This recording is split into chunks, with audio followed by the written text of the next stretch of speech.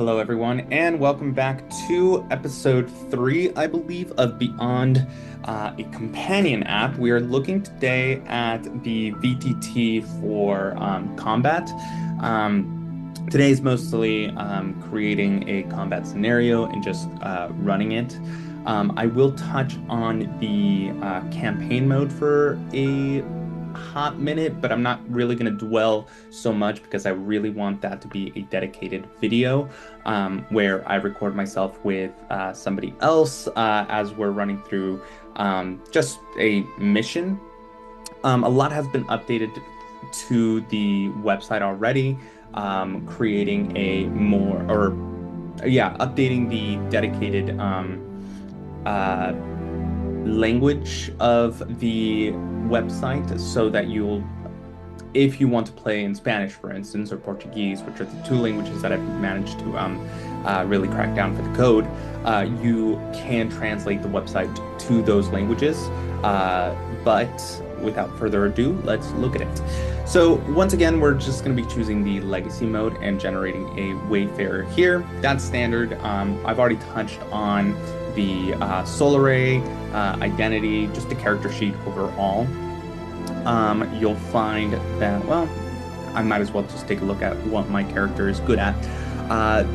Their name is Luna Fernandez. I'll say she, her, born in the winter, temple-taught acolyte. Historian is her career, born in the winter, and is 53 years old. Wonderful. Their defend, let's see. They kind of have a standard body strike shoot. Their defend is a D4, which means our health is out of 8. Advantage D6 plus our Valor die. Our Valor die is also a D6. That is because we have a shield in our weapon slot here, and our item, we have a Blight Repellent, a pungent paste that reduces peril stress on entry. Okay, which grants us advantage versus any peril.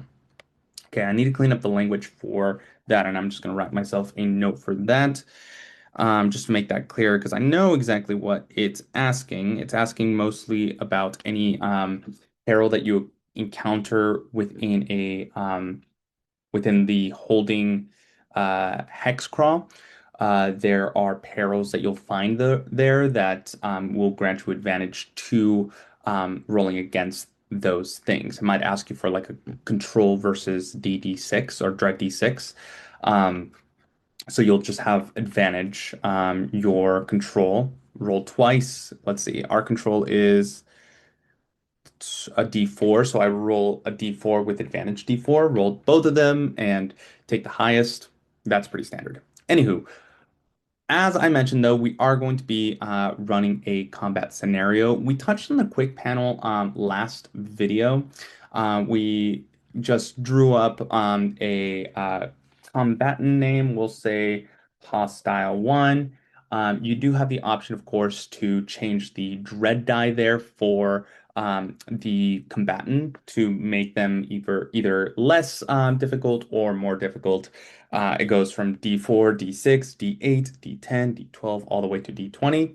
And the reason they have different, or their difficulty is scaled by that, is just because the higher the dread die is, the more health they have.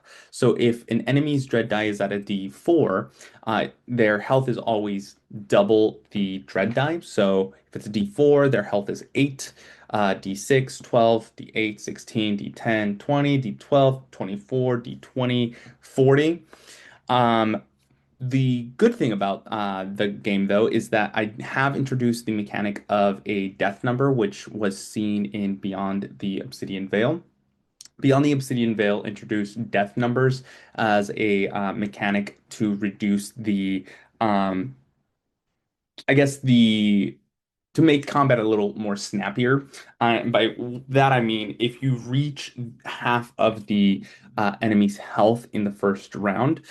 So let's say the enemy's health was 8. you need to reach a death number of 4 within the first round to automatically kill them, making combat a little snappier.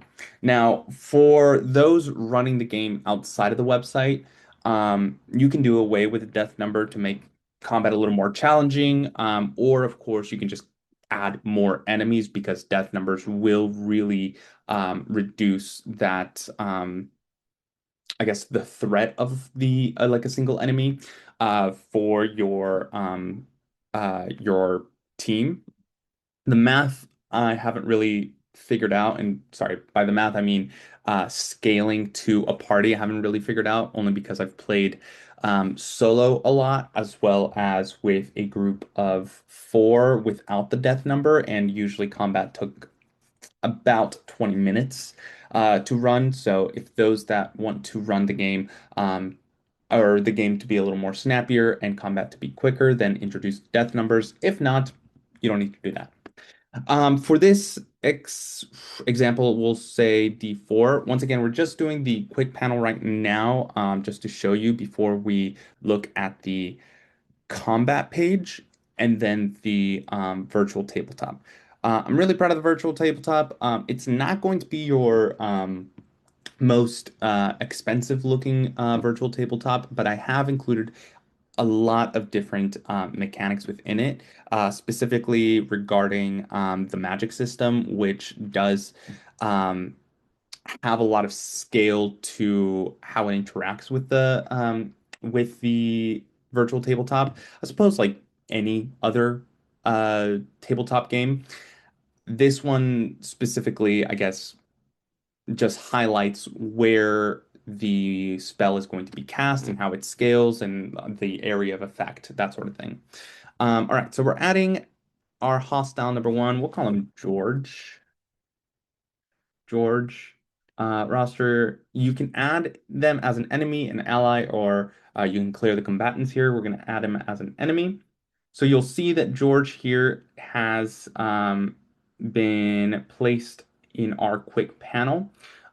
You'll find actually that George is also within the combat. So whatever you do within the quick panel, you'll find that it is applicable to the website. This website really speaks to itself in a lot of ways. Whatever you add or manipulate in like one panel might show up in another. The website remembers your actions is basically the end of it. That took a while to figure out, but I'm really proud of it. You'll find also that at least for the combat here, it has the death number here just for you to note. You can of course add the different damage manually if you're just rolling with regular dice. Something that you'll find in the combat page is they have this question mark here that when you click on it, has an enemy lore. So combat intel. George is hostile. Their dread is D4. Their stress or their health is out of 8.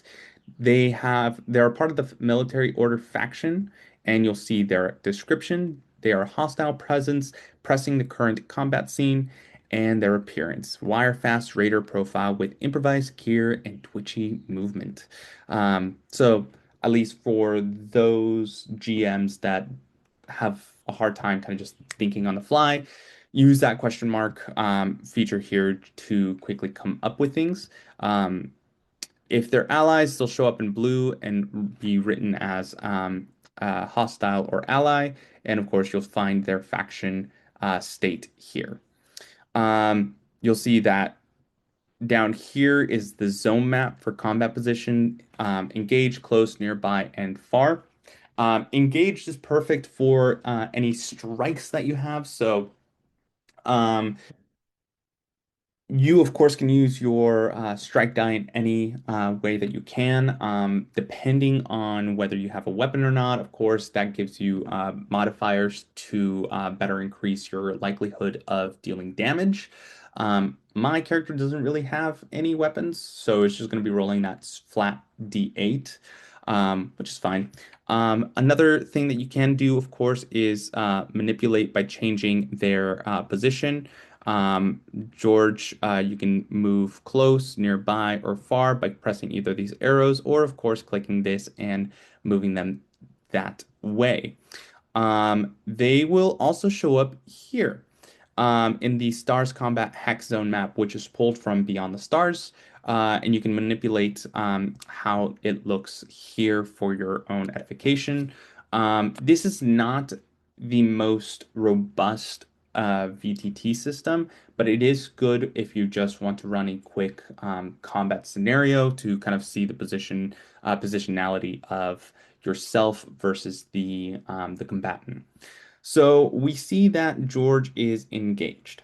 Now, within the game, the players always begin. You'll see it shows 3 out of 2. That's only because I haven't started the scene. It looks like I only have 2 actions, and you'll find how many actions you have from the armor that you're wearing, which will give you your advantage die to your defend stat, as well as how many actions you can do. The heavier the armor, the less actions that you can take. There are ways to kind of change that around. The armors have 3 layers, under, one over, and one for a suit. These are mostly designed for traversal through space as well as planets. So for those that want to have like a radiation suit, it will grant them like I believe a +1 to their action and also reduce or make it so that they can um, travel hot planets. Um, but that's for you, I guess, to investigate whenever you want to peruse the merchant's table. But yeah, I have 2 actions, so it shows up as 3 out of 2. 3 out of 3 is kind of like the base state for a lot of the combats, but that is what it is. And let's get to it. Okay, so we have a lot of different options to us. We can, of course, have a standard attack, heavy attack, fast attack, stance. We can switch our weapons. It's not really relevant, but between weapon slot 1 and 2. Um, Use item, hack, spell, or flavor. So if I had a spell, it would pull up a list of the spell that I have. Item, pulls from the items that I have. All of it from the character sheet that you have. So hacks work in their own unique way, and if ever I get one that has a hack to them, I will obviously show you that, but my character doesn't. And I just want to play around with what the website currently has as in its last state whenever I generate a character. I can move outward, engage, to close, nearby, to far. Once I do that, because right now I'm engaged, it'll give me the option to move inward as well. So if I am close, it'll move me to engaged. And then surprise, which will roll my control versus their dread and give me +2 for that first round. I'm gonna do that right now. I'm gonna do a control, which is not my best versus their. I mean, it's D4 versus D4, so let's see where we get. Within the quick panel, you'll find the enemy, and then of course their target, which is me. If you have allies, of course you can select them to attack the allies first. That's up to you. Combat always is wayfarers first, and then the enemies. Um, I simplified that just because I don't really like the rolling for initiative. It's not really my go-to. I'd rather have the party communicate. That's pulled from oh snap! I played 69 games of that RPG. It's not DCC. It's not DCC. Sign Nominee is the publisher. And from there, I can't remember. Anyway, my own GM is probably gonna roast me for getting the the game, but it is what it is. Anyway, so we're gonna roll our control versus dread, the D4 versus D4. I don't have any bonuses to this, so it's just gonna be a flat. Let's execute that. It's gonna auto roll for me. And it looks like I failed. Which is unfortunate. The enemy is not surprised. Okay, so that was one action. I'm going to do a heavy strike, which is my my D8 versus their dread, and it looks like I have a plus Valor die to this.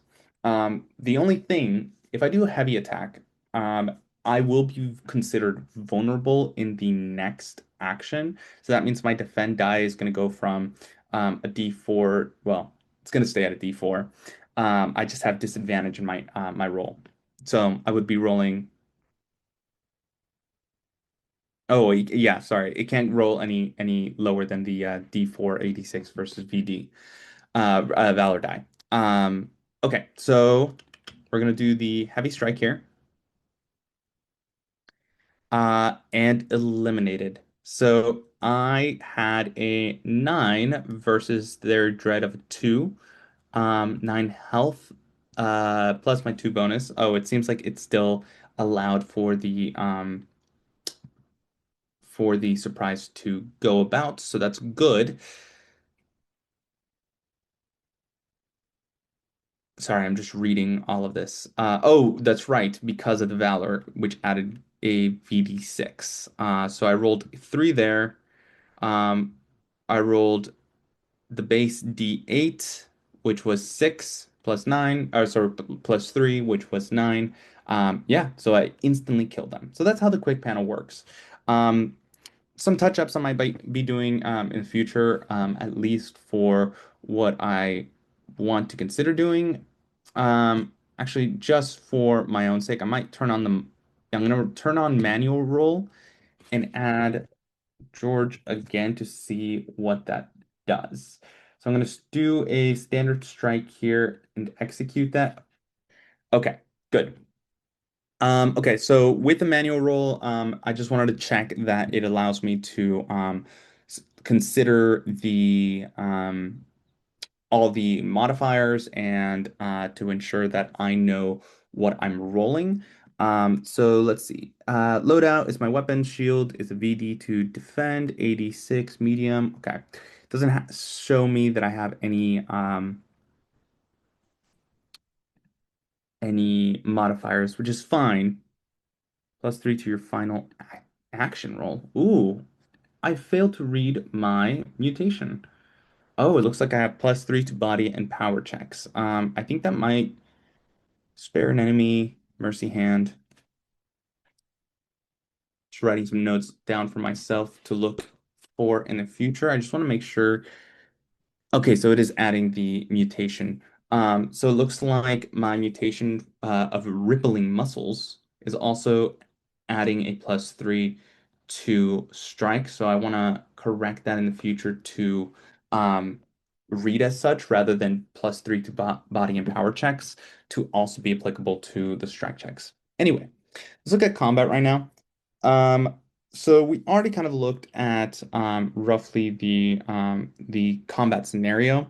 When you enter combat mode, you'll see that it takes you directly to the VTT here. That's right there. We're going to delete George. Going to delete George. This is the VTT. We'll get back to that in a second. But from here, you can of course select the dread of the enemy. And it looks like it's not allowing me. Oh no, it is allowing me to look at that, but it's showing that the red is at a D8. So we gotta correct that later. Red D8 fix up. We're seeing my madness at work. From here, of course, you can see the spacing in zones. So engage is perfect for strike, close is perfect for any scrolls, items, hacks, etc. Nearby is perfect for shoot, and far is out of range. This will show you how many actions are remaining and the enemy actions left. From here, of course, you can focus on which enemy you want to choose and the actions that you want to take. Of course, it doesn't tell me how many actions I can take because I don't have any actions right now. You can, of course, add modifiers here to your roll. Execute, of course, you can just do a direct roll of your strike versus shoot. Um, Clicking defend will decrease the enemy action.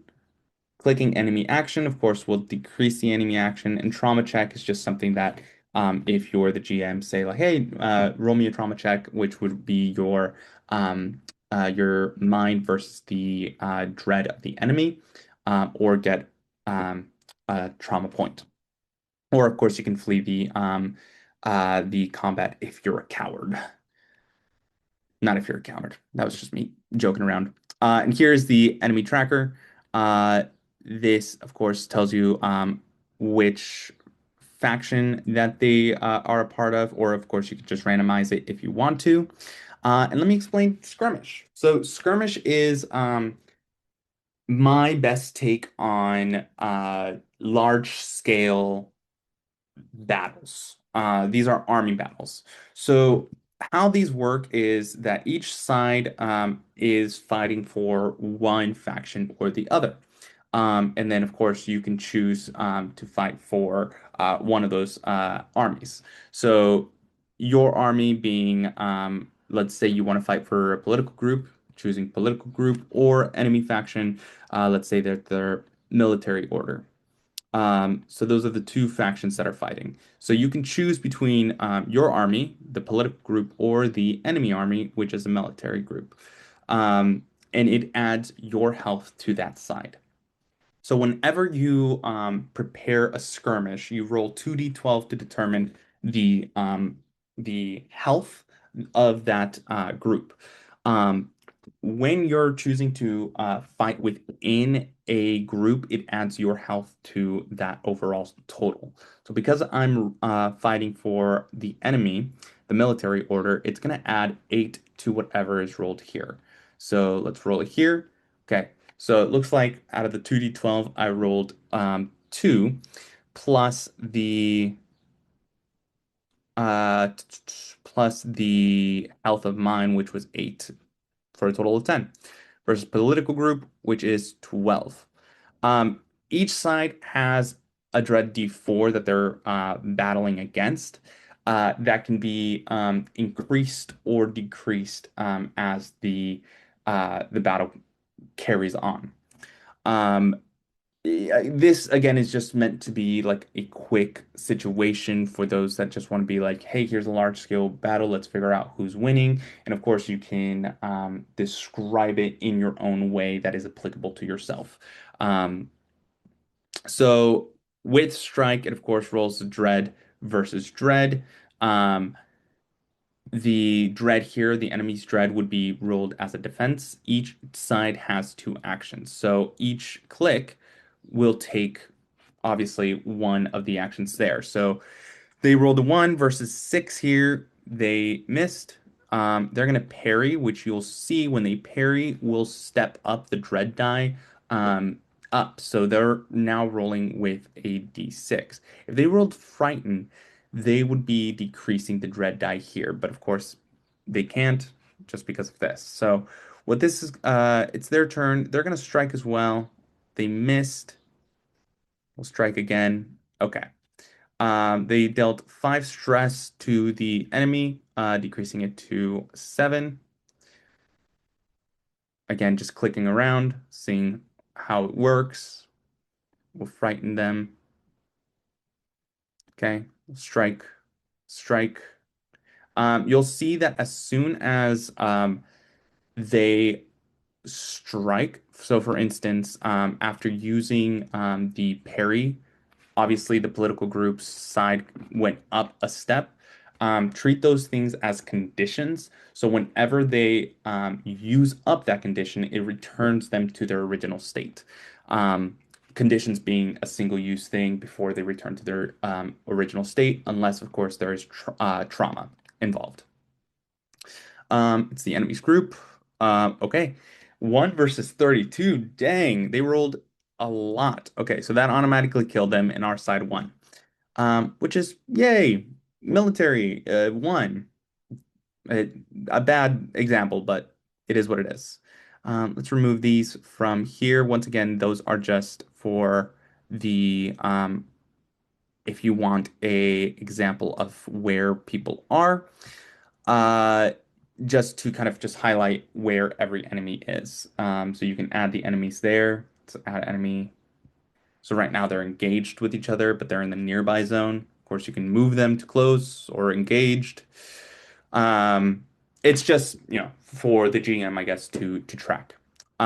There is also this little bit to show you all the different actions and their cost, as well as the effects and the valid zones that they're part of for people who just want to observe and just look at their options while they're doing their combat. And of course, the hex zone map for those that want to use that as a quick setup. Let's look at the VTT now, though.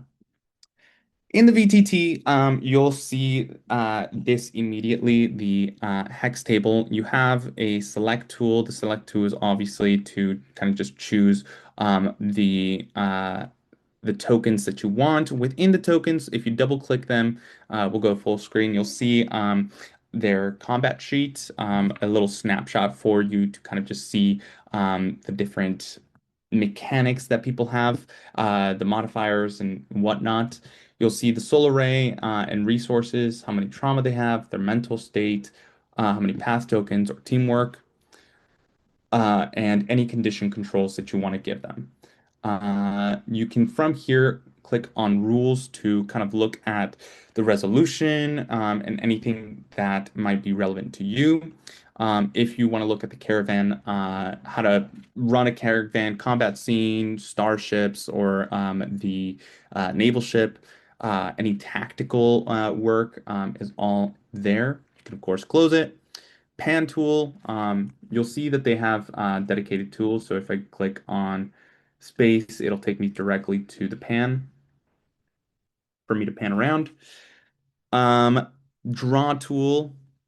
Draw tool is a little scant, I must confess, but this is just to quickly place any relevant, um,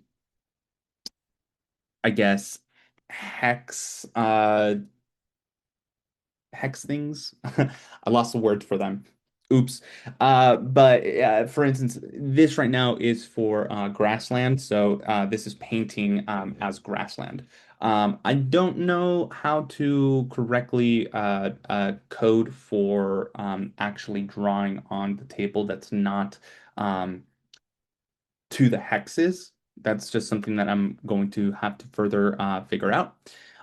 From the text tool, you can, of course, just input any text here, text, which will show up on that hex to kind of just give you relevant information about what's in that hex.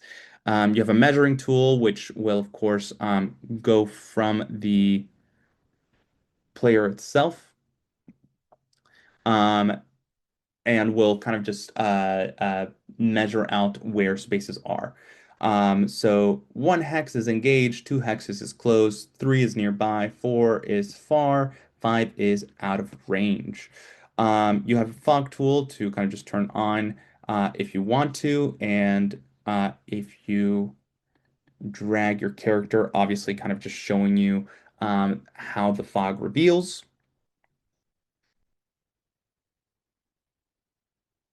I double click the character. Oops.